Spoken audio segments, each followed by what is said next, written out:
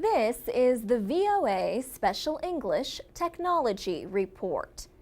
Using a computer mouse or trackball can be a little tricky. You choose the object you want and move it to where you want it, only to have it end up in a different position. This happens to all of us sometimes, and we think little of it. But for people who have a difficult time controlling their movements, this little navigational issue can be a really big problem.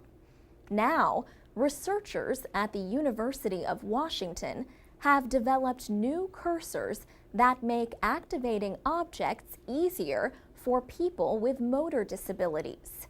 Jacob Wobrock is an assistant professor at the University of Washington. He leads the AIM research group that developed the cursors.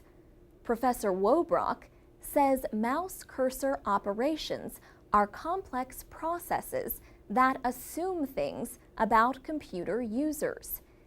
He says, for many people who have poor dexterity, the inability to control their fingers well, maybe pain in their wrists or hand, maybe arthritis.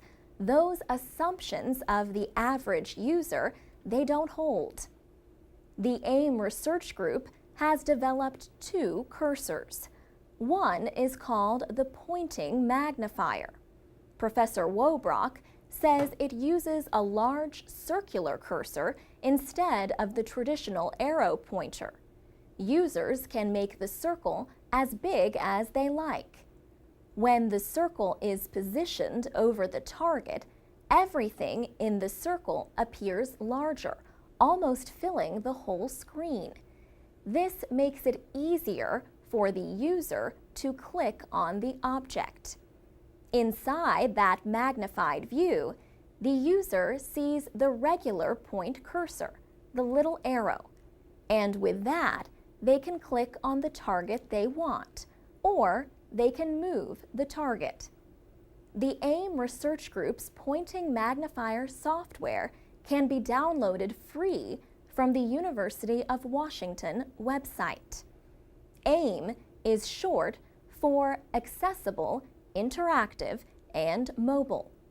Professor Wobrock says the group's main goal is to make information and computer systems more available and easier to use. And he says AIM's work is not just for people with disabilities. People usually think of accessibility as having to do with someone's physical or cognitive state. But Professor Wobrock says some projects have looked at situational impairments. These are challenges to accessibility that are caused more by the situation that the computer user is in.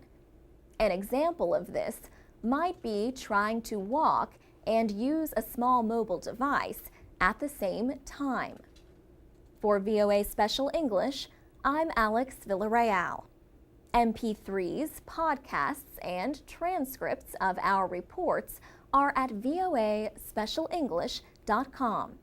We're also on Facebook and Twitter at VOA Learning English.